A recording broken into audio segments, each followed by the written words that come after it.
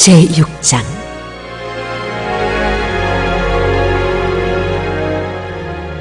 하나님이 아브라함에게 약속하실 때에 가리켜 맹세할 자가 자기보다 더 큰 이가 없으므로 자기를 가리켜 맹세하여 이르시되 내가 반드시 너에게 복주고 복주며 너를 번성하게 하고 번성하게 하리라 하셨더니 그가 이같이 오래 참아 약속을 받았느니라. 사람들은 자기보다 더 큰 자를 가리켜 맹세하나니 맹세는 그들이 다투는 모든 일의 최후 확정이니라.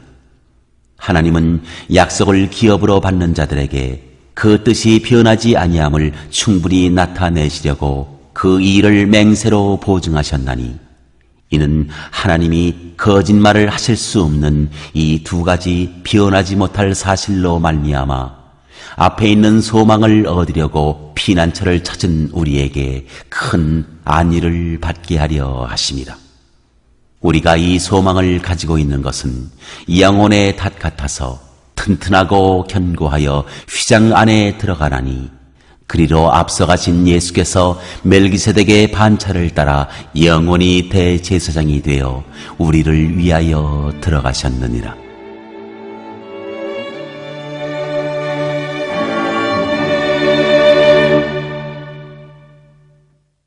오늘도 주의를 거룩히 지키는 사랑하는 성도님들 가정에 하나님께서 놀라운 은혜와 복으로 충만케 하실 줄로 믿습니다.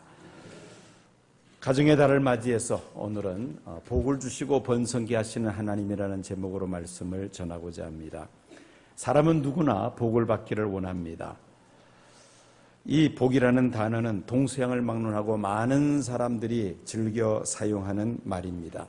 복을 영어로 블레싱이라고 합니다. 2002년에 제가 미국으로 안식년을 가서 공부를 하고 있을 때였습니다. 갑자기 재치기가 나와서 재치기를 하는데 옆에 앉은 학생이 뭐라 저한테 이야기를 하는 겁니다. 근데 또 재치기가 나와서 또 재치기 했더니 또 옆에서 뭐라 그래요. 이 사람이 도대체 무슨 말을 하고 있는지 궁금해서 그다음에는 일부러 기침을 한번 했습니다. 했더니만은 또 뭐라 그러는데 잘 들어보니까 그 말이 무슨 말이냐면은 bless you 였습니다. bless you. 풀었으면은 God bless you. 하나님께서 당신에게 복을 주시기를 원합니다. 재채기를 할 때 옆에서 bless you 하면은 그게 무슨 뜻일까요? 하나님께서 복을 주셔서 감기를 어떻게 해달라? 빨리 낫게 해주십시오. 바로 그 이야기입니다.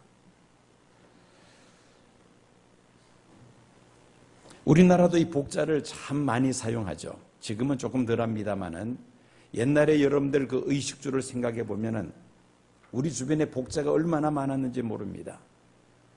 식탁에 앉아 보면은 밥상에 복자가 완전히 테두리를 갖다가 정명을 하고 있습니다. 밥그릇에도 복자, 국그릇에도 복자, 반찬 그릇들마다 다 복자가 다 새겨져 있고 숟가락을 잡으면 숟가락에도 복자가 적혀져 있고 젓가락에도 마찬가지죠. 밥상 덮는 밥상보가 있잖아요. 거기도 또 복자가 수놓아져 있습니다. 옛날 농을 보면은 농 테두리에 다 이 복자가 다 새겨져 있습니다. 여성들이 입는 한복에도 복자가 얼마나 많은지 모릅니다. 어쨌든 우리나라도 이 복자를 굉장히 많이 사용했다는 사실을 우리가 다시 한번 생각해 볼 필요가 있습니다. 중국에 가면은 역시 흔히 발견할 수 있는 글자가 바로 이 복자입니다. 그런데 가끔씩 이 복자가 뒤집혀 있는 경우들이 있습니다. 언제 한번 중국 선교를 갔다가 우리 조선족 교포에게 물어봤습니다. 저 사람이 한자를 모르는 문맹인이냐고 했더니만은 아니라는 겁니다. 그런데 왜 글자를 뒤집어 놨느냐고 물어봤더니만은 우리 조선족 교포가 하는 말이 복은 위에서부터 내려오는데 그 위에서부터 내려오는 복을 받으려면은 당연히 이게 글씨가 뒤집어져 있어야 된다는 겁니다. 일리가 있는 이야기였습니다. 중요한 것은 복이 어디에서 오는가, 누구께로부터 복이 오는가 이 사실을 알아야 될 텐데 아마 그 사실을 알고 한 사람들은 많지 않을 것 같습니다. 여러분들에게 묻습니다. 복은 어디로부터 오는 것입니까? 하나님께로부터 오는 것입니다. 복의 근원은 누구시라고요?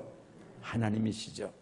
하나님은 우리에게 복을 주시기를 원하시는 사랑의 하나님이신 줄로 믿습니다. 늦은 밤 서울역에 도착한 할머니가 아들네 집에 가려고 택시를 잡으려고 하는데 이 택시가 빈 택시는 지나가는데 이 할머니 앞에 서지를 않습니다. 그래서 다른 사람들이 어떻게 택시를 잡나 유심히 관찰을 했더니만은 옆에 서 있던 어느 한 남자가 택시 지나가는데 손을 들더니만은 따블이라는 말하는 겁니다. 아, 저렇게 하면은 택시가 서는구나. 그래서 이제 택시가 지나갈 때 이 할머니가 손을 들고 먼저 본 사람 하는 것처럼 따블 했어요. 그래서 택시가 5대가 나란히 서더라는 겁니다. 그 중에 제일 깨끗한 차를 잡아 탔습니다. 그리고는 그 아들네 집으로 골목해서 이제 아들 집에 찾아갔습니다. 차에 내려서 택시 요금을 줘야 되는데 미터기에 5,000원이라고 나왔어요. 그래서 5,000원을 줬습니다. 그랬더니만 기사가 섭섭한 눈초리로 할머니 따블이라고 하지 않았어요? 했더니 이 할머니가 대답하는 말이 애기 사람아 늙은이가 말도 못 더듬나? 그렇게 이야기를 하더라는 겁니다. 자, 택시기사는 손님에게 할 수만 있으면 많이 받으려고 하고 또 승객은 할 수만 있으면 적게 주려고 하는 이게 사람들의 마음인 것 같습니다. 사람들은 적게 주고 많은 것을 받으려고 하지만은 하나님의 마음은 그렇지 않습니다. 하나님은 할 수만 있으면 우리에게 복을 주시기를 원하시는 사랑의 하나님이신 줄로 믿습니다. 성경은 하나님의 피조물인 사람에게 복을 주시기를 원하시는 사랑의 하나님이심을 분명히 우리에게 말씀하고 있습니다. 천지 창조 때부터 하나님은 우리 사람들에게 복을 주셨습니다. 엿새 동안 천지 만물을 지으시고 마지막으로 사람을 지으시고 하나님 보시기에 심히 좋았다라고 성경은 말씀하고 있을 뿐만 아니라 사람에게 어떠한 복을 주셨습니까? 생육하고 번성하여 땅에 어떻게 하라? 땅에 충만하라. 우리 한국 사회는 이게 지금 bless you 이렇게 하더라는 겁니다. 무슨 이야기 하다 지금 몇 번 새겨버렸네요. 예?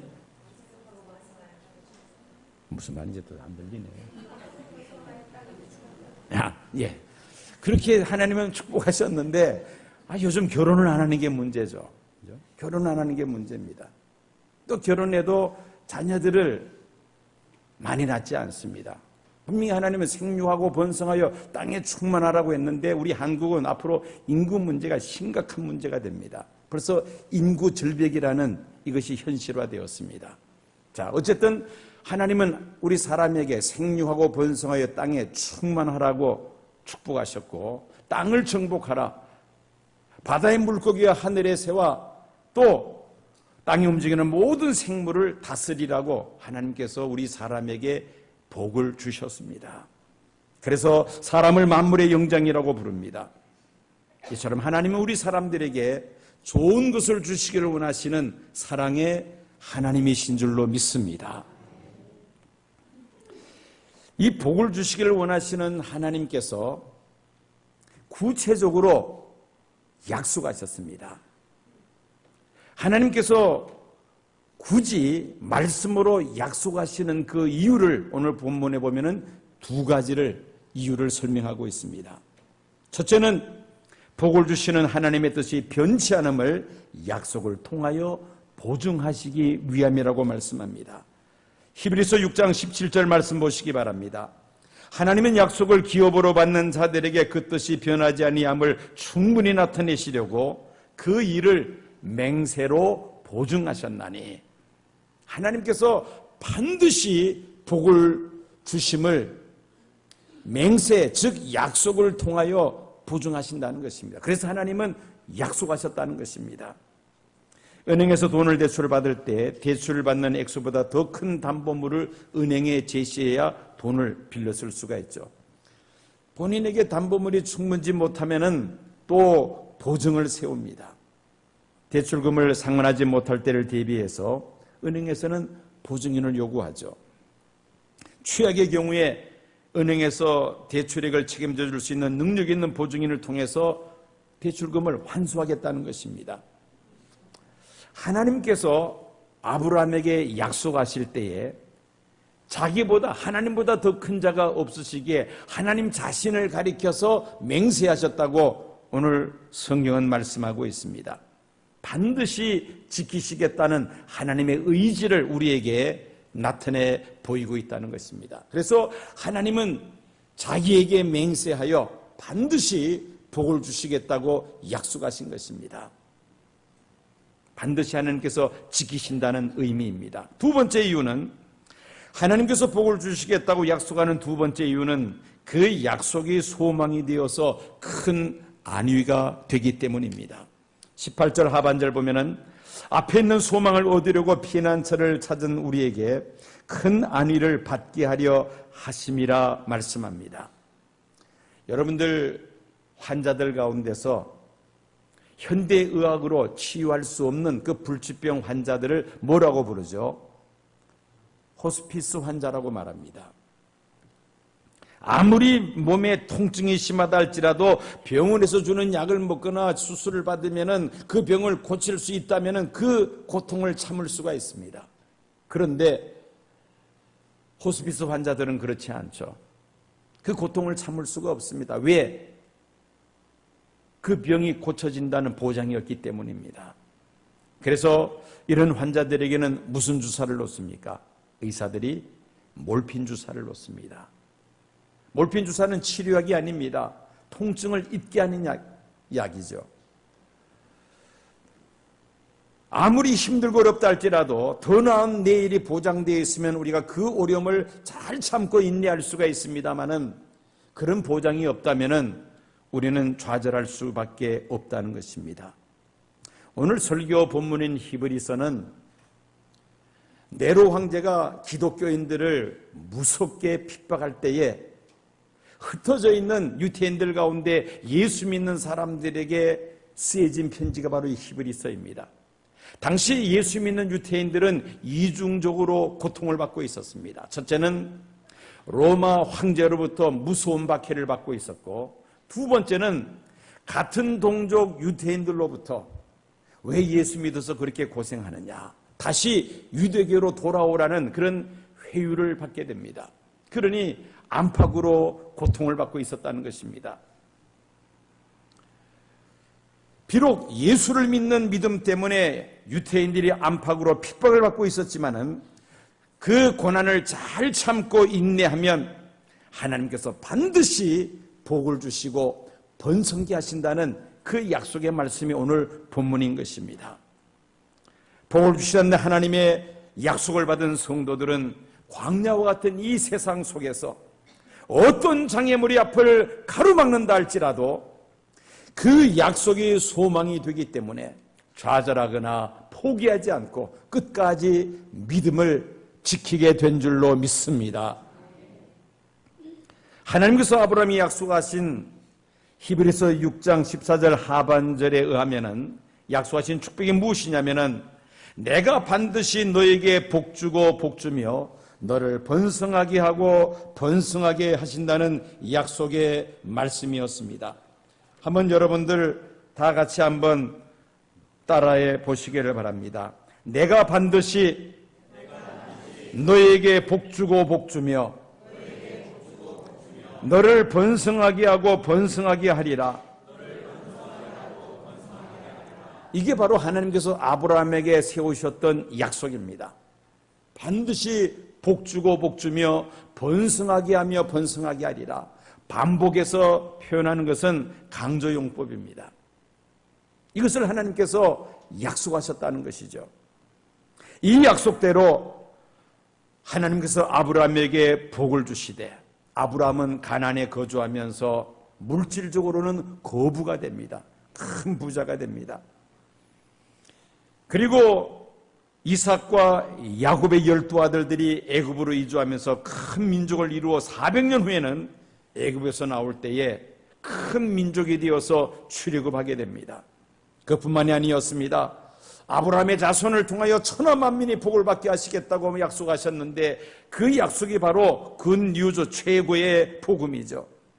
다름이 아닌 구원의 복입니다.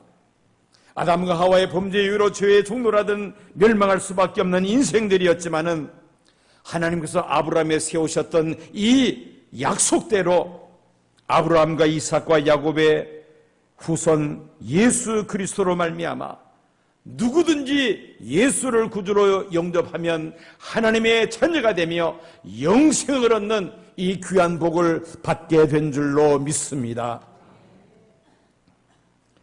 하나님의 약속, 아브라함에게 세우셨던 그 약속을 하나님은 다 이루셨다는 말씀입니다. 그런데 이 아브라함이 하나님의 약속을 다 성취하게 된 것은 결코 저절로 된 것이 아니었습니다. 하나님의 약속을 아브라함에 성취받은 두 가지 비결을 우리가 오늘 말씀을 통해서 발견하게 됩니다. 첫째는 아브라함이 하나님의 약속을 성취받을 수 있었던 첫 번째 비결은 믿고 순종했기 때문이었습니다. 한번 따라해 보시겠습니까? 믿고 순종하자. 이것이 바로 아브라함이 하나님의 약속을 성취한 그 첫 번째 비결입니다. 아브라함은 하나님의 약속을 믿고 75세 때에 고향을 떠납니다. 갈 바를 알지 못한 채 고향을 떠났다고 성경은 기록을 하고 있습니다. 하나님의 말씀에 순종했다는 것이죠. 하나님은 아브라함에게 큰 민족을 이루게 하시겠다고 약속하셨지만은 아브라함이 99세가 되기까지 사라를 통하여 낳은 자식은 한 사람도 없었습니다. 그러다가 25년 만에 첫 번째 아들 이삭을 얻게 됩니다. 그런데 어느 날 100세 때 낳은 하나밖에 없는 아들 이삭을 하나님 앞에 번제물로 바치라고 하나님께서 말씀하십니다. 이삭은 아브라함에게 있어서 자신의 생명보다 더 소중한 존재입니다. 아브라함은 아무런 대꾸도 하지 않습니다. 다음날 아침 일찍 일어나 이삭을 데리고 모리아 산으로 올라갑니다. 아브라함이 칼을 빼들고 이삭을 번제물로 잡으려고 하는 순간 하나님께서 사자를 보내셔서 중단시키십니다. 창세기 22장 12절 말씀 보면은 사자가 이르시되 그 아이에게 내 손을 대지 말라. 그에게 아무 일도 하지 말라. 내가 내 아들 내 독자까지도 내게 아끼지 아니하였으니 내가 이제야 내가 하나님을 경외하는 줄을 아노라. 하나님께서 아브라함의 믿음을 보시고 이삭을 번제물로 드리고자 하는 그 아브라함의 행위를 중단시키시며 하나님께서 약속하신 수양으로 대신하여 하나님 앞에 번제물로 바치게 하였습니다. 이삭을 번제물로 바치고자 했던 아브라함의 믿음에 대하여 히브리서 기자는 11장 19절에 이렇게 설명하고 있습니다. 그가 하나님이 능히 이삭을 죽은 자 가운데서 다시 살리실 줄로 생각한지라. 비록 아브라함이 하나님의 명령에 순종하여 이삭을 번제물로 바친다 할지라도 하나님은 이삭을 다시 살리실 것으로 아브라함은 믿었다는 말씀인 것입니다. 이것이 바로 아브라함의 믿음의 순종이었습니다. 이 사건이 아브라함 생에 있어서 중요한 분기점이 됩니다. 이후부터 본격적으로 하나님의 약속이 이루어지기 시작합니다. 힘들게 오르막을 올라가서 정상에 이제 서게 됩니다. 그러면은 이제부터는 쉽게 내리막을 걸어 내려갈 수가 있습니다. 하나님의 말씀대로 순종하기가 쉽지는 않습니다. 여러 가지 고민과 갈등과 분민의 과정을 거치게 됩니다. 머릿속에 생각할 때는 이렇게 내가 했다가는 망할 수밖에 없을 것이다. 그런 생각이 들 때도 있습니다. 주변 사람들이 비웃을 것으로 생각되기도 합니다. 그러나 사람의 생각을 다 내려놓고 하나님의 말씀에 믿음으로 전적으로 순종할 때에 하나님께서 놀라운 역사를 일으켜 주실 줄로 믿습니다. 하나님의 말씀에 순종하는 믿음의 결단으로 정상에 오르면 그것부터는 순탄한 내리막이 시작이 된다는 것입니다. 그래서 토마스 왓슨이라는 사람은 순종하는 것은 의무라기보다는 특권입니다. 순종은 의무가 아니라 특권이라는 것입니다. 왜냐하면 하나님은 우리에게 유익한 것만 명령하시기 때문이라고 이분은 말을 합니다.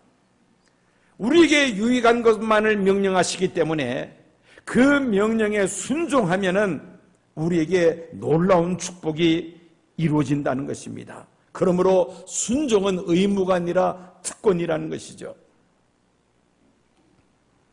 아브라함은 믿고 순종함으로 인하여 하나님의 그 약속을 다 성취받을 수가 있었습니다.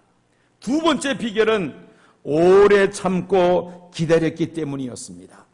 14절 15절 보면은 이르시되 내가 반드시 너에게 복주고 복주며 너를 번성하게 하고 번성하게 하리라 하셨더니 그가 이같이 오래 참아 약속을 받았느니라.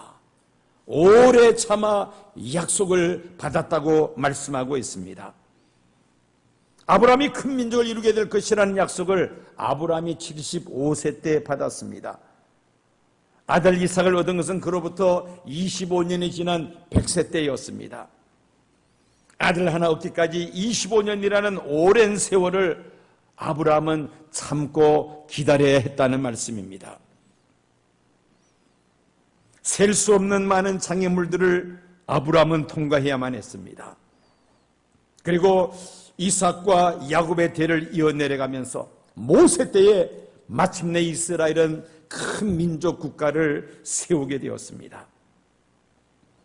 그리고 아브라함의 자손을 통하여 천하 만민이 복을 얻게 될 것이라는 이 약속은 2000년이 지난 후에야 비로소 이루어졌습니다. 아브라함의 후손으로 이 세상에 오신 예수 그리스도로 말미암아 천하 만민이 복을 얻게 된 줄로 믿습니다. 하나님의 약속이 당장에 이루어지지 않는다 해서 우리는 조배한다거나 낙심하지 말고 오래 참고 기다리면 하나님의 약속은 반드시 이루어진다는 이 믿음을 가지고 인내할 때에 하나님의 그 약속들이 우리를 통하여 다 이루어지게 될 줄로 믿습니다. 한국 사람, 일본 사람, 중국 사람 세 사람의 인내력을 테스트하기 위해서 이 세 나라 사람을 돼지 우리 속에 집어넣었습니다. 누가 가장 오래 그 돼지 우리에서 참고 인내하는가? 우리 찬양대 어느 나라 사람이 제일 먼저 나왔을 것 같습니까? 깔끔 뜨는 일본 사람이 제일 먼저 나왔겠죠. 얼마나 일본 사람들이 깔끔합니까? 그래서 일본 사람이 제일 먼저 튀어나왔습니다. 기약부 두 번째로 튀어나온 사람이 어느 나라 사람이었을까요? 아무 생각 없어요? 당연히 한국 사람이겠죠. 한국 사람이 푸 하고 숨 쉬면서 튀어나옵니다. 다들 이제 세 번째 누가 나올까? 당연히 뭐 나올 사람 없잖아요. 중국 사람밖에 없으니까. 했는데 중국 사람이 나오는 것이 아니라 누가 나오는 겁니까? 돼지가 나오더라는 겁니다. 이 자칫 잘못하면 이게 민족 비하가 돼버리는데 죄송합니다. 지금은 그렇지 않습니다. 중국 사람들이 얼마나 많이 깨끗해졌는지 모릅니다. 중국 경제가 그만큼 성장했다는 말이죠. 그래서 요즘 한국 오는 중국 여행객들 보면은 한국 사람이나 별반 다를 바가 없습니다. 복장이나 모든 그 외모가 한국 사람과 거의 수준이 같이 될 정도로 중국 경제가 그만큼 많이 성장했다는 말입니다. 그런데 옛날에는 그렇지 않았어요. 중국 사람들이 머리도 감지 않았고요. 한 10년 전에 중국에 갔더니만 그때 중국에 올림픽을 한다고 중국 이제 그 올림픽 위원회에서 어떤 홍보를 하느냐면은 머리 매일 감기. 그게 그 당시 택시 기사들 택시 그걸 써놨다 그러더라고요. 택시기사들이 하루에 한 번은 꼭 머리를 감도록, 얼마나 머리를 안 감아서 냄새가 났으면은 그 올림픽을 하면서 택시기사들에게 매일 하루 머리를 감아야 한다는 그런 구호를 내걸었다는 것입니다. 자, 그건 중요한 이야기 아니고요. 자, 이 문제는 인내심입니다. 참고 인내해야 된다. 끝까지 참고 인내하는 사람들이 하나님의 약속을 성취받을 수 있다는 것입니다. 여러분, 자동차를 누가 발명했습니까? 포드가 자동차를 발명했습니다. 그런데 이 포드가 어릴 때에 어디에서 직장 생활을 했느냐면은 에디슨이 만든 전기회사에서 일을 했습니다. 에디슨 발명왕 아닙니까? 말단 직원이기 때문에 이 포드는 사장인 에디슨과 독대할 그런 기회가 없었습니다. 그러다가 어느 날 우연하게 그 사장 에디슨을 만날 기회가 있었습니다. 포드가 에디슨에게 평상시에 궁금했던 것을 질문을 던졌습니다. 사장님, 경유로 기계를 돌릴 수 있겠습니까? 그랬더니만은 이 에디슨이 대답을 합니다. 경유로 분명히 기계를 돌릴 수 있을 것이라고 그렇게 확신을 갖고 대답을 해줬다는 것입니다. 포드는 그 한마디 에디슨의 말을 붙잡고 그때부터 자동차 엔진을 개발하기 시작했습니다. 1년, 2년, 3년 지났습니다. 그러나 성공하지를 못합니다. 5년, 6년, 7년 계속 세월은 지나갑니다마는 성공하지를 못합니다. 포드가 자동차 엔진 연구를 시작한 지 13년이 되어서 비로소 자동차 엔진을 만듭니다. 그리고 자동차를 처음으로 세상 사람들에게 선을 보였던 것입니다. 헨리 포드가 발명가 에디슨의 말 한마디를 듣고 그 말 한마디를 믿고 끝까지 인내함으로 엄청난 성과를 거둬들일 수가 있었습니다. 여러분, 그런데 하나님의 말씀을 붙들고 끝까지 믿고 순종하며 오래 참고 인내한다면 반드시 하나님이 약속하신 그 귀한 복을 우리가 다 받아 누리게 될 줄로 믿습니다. 히브리서 10장 36절에 이렇게 말씀합니다. 너희에게 인내가 필요하면 너희가 하나님의 뜻을 행한 후에 약속하신 것을 받기 위함이라. 너희에게 인내가 필요하면 너희가 하나님의 뜻을 행한 후에 약속하신 것을 받기 위함이다. 우리에게 반드시 인내가 필요하다는 말씀이죠. 요셉은 형들의 시기와 미움을 받아 억울하게 애굽의 시위대장 보디발의 종으로 팔려갔습니다. 그런데 하나님께서 요셉 때문에 보디발의 집에 복을 주셨습니다. 요셉이 또 억울하게 옥에 갇히게 되죠. 그런데 그 옥중에서도 요셉 때문에 그 간수가 복을 받습니다. 나중에 그 옥에서 풀려나와서 애굽의 총리가 되죠. 놀라운 것은 요셉 때문에 애굽이 복을 받습니다. 7년의 그 대흉년 속에서도 애굽 사람들은 굶지 아니하였고 7년 풍년 동안에 쌓아두었던 그 곡물을 가지고 애굽 땅을 모두 다 사들여서 국유화시키고 말았습니다. 애굽 왕이 나라를 통치하는 데 있어서 큰 유익을 안겨줍니다. 요셉은 어디로 가든지 요셉 한 사람 때문에 많은 사람들이 복을 받게 되었다는 것이죠. 그래서 요셉을 축복의 통로라고 우리가 말을 합니다. 아브라함도 그러했고 바로 요셉도 그러했듯이 하나님은 저와 여러분들을 축복의 통로로 사용하기를 원하시는 줄로 믿습니다. 우리 모두에게 복을 주고 복을 주시며 번성하게 하고 번성하게 하시되 우리만 복을 받아 누리는 것이 아니라 우리를 통하여 수많은 사람들이 복을 받게 하시기를 하나님께서 원하신다는 말씀입니다. 하나님께서 아브라함에게 복을 주실 것을 약속하셨듯이 아브라함과 동일한 믿음을 가지고 있는 저와 여러분들에게 오늘 우리에게 말씀하십니다. 내가 반드시 복주며 복주고 번성하게 하며 번성하게 하리라. 오늘 우리에게 주시는 약속의 말씀인 줄로 믿습니다.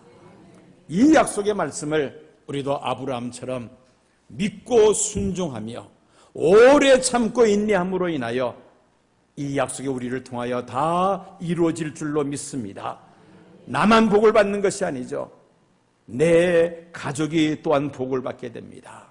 가정의 달을 맞이하여 아직도 내 가정에 예수 믿지 않는 남편, 예수 믿지 않는 아내, 예수 믿지 않는 자녀들과 손주들, 또 살아계신 부모님 가운데서도 아직 예수 믿지 않는 분들이 있다면 그분들의 구원을 위하여 우리가 기도해야만 합니다. 온 가족이 예수 안에서 하나 될 때에 우리는 하나님의 말씀을 믿고 순종할 수가 있습니다. 믿지 않는데 어떻게 순종할 수가 있습니까? 그러므로 내 가족 구원을 위하여 기도해야만 합니다. 내 가족이 모두 다 예수를 구주로 영접할 때에 믿고 순종할 수가 있으며 그리고 오래 참고 기다릴 수가 있는 것입니다.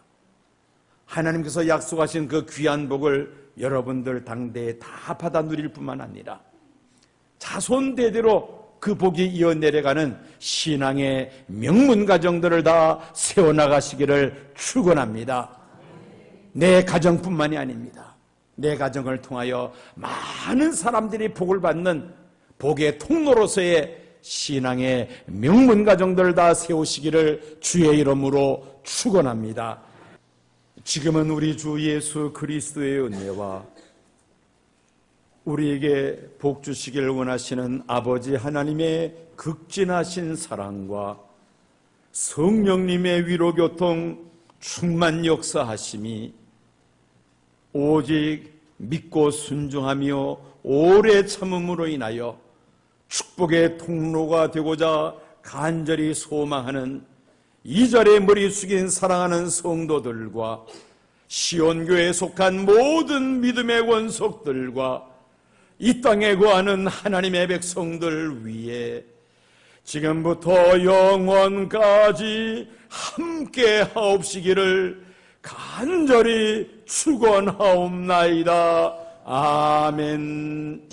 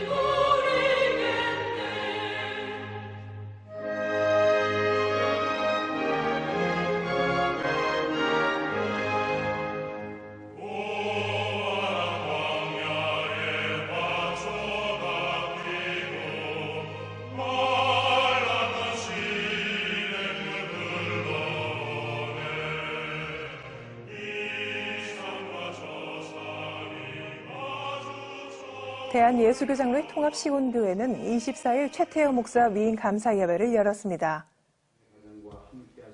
예배에서 예장통합 용촌노회 직전노회장 김성철 목사는 시온교회 성도들이 새로 위임하는 목사를 중심으로 사랑과 은혜가 넘치는 교회가 돼줄 것을 당부했습니다. 이어서 최태엽 위임 목사는 고향과도 같은 시온교회에서 남은 목회를 마무리하게 됐다며 모든 성도들이 한마음으로 하나님께서 기뻐하시는 교회를 만들어가도록 헌신하며 섬기겠다고 전했습니다. 또한 CTS 기독교TV는 최태엽 목사에게 CTS 의정부 운영이사장으로 5년간 영상선교 발전 기회에 감사하는 공로패를 전달했습니다. 교회에 여러 가지 어려움들이 있습니다. 장로님들과 또 성도님들이 한마음이 되어서 교회를 다시 이렇게 세우는 일에 최선을 다하겠습니다.